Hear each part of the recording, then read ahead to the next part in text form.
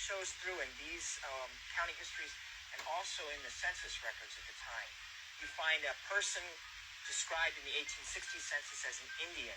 In the 1870 census, they're described as a person of color or a colored person. Same person, but the census taker, as part of the white dominant society, decides that this person is no longer Nipmuc. And why he decided to not call them Nipmuc people is really interesting.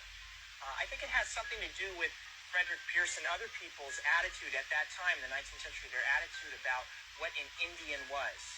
And for them, what an Indian was somebody who lived out in the forest, who lived maybe in a little teepee or a wetu someplace, who mainly lived by hunting or making baskets. And as he looked around at his neighbors at Hasmonnisco, he saw them as barbers, stone workers, factory workers, shoemakers, and he said, well, these people aren't living the way I think Indians live, so therefore I'm not going to call them Indians. I'm just going to assume that they've vanished. They're not living in the forest, so therefore they're not Indian according to these folks. Here you have a bunch of people in the dominant culture, the white culture, let's say, saying, you've all vanished. You're no longer Nipmuc people. If you were to walk into any mosque in America and you just laid your hands on the first person or the third person or the fifth person that you see, you realize that you're laying your hands on a Native American?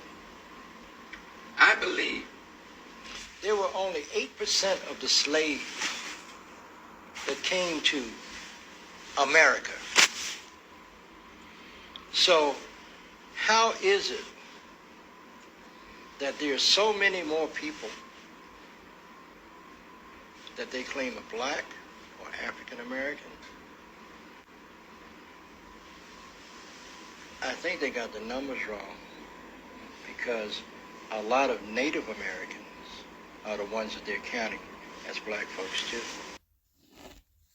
This is Isaiah chapter 48, verse 1. Hear ye this, O house of Jacob, which are called by the name of Israel, and are come forth out of the waters of Judah. Now, the reason they could change the census from Native American to Negro, because all the 12 tribes come out of the waters of Judah. Other words, to put it plain and simple, Native Americans were a what? A dark-skinned people as well, all right? Just want to say that so there won't be no confusion, because you got a lot of people who don't believe the slave trade never happened. That's ridiculous. The slave trade did happen.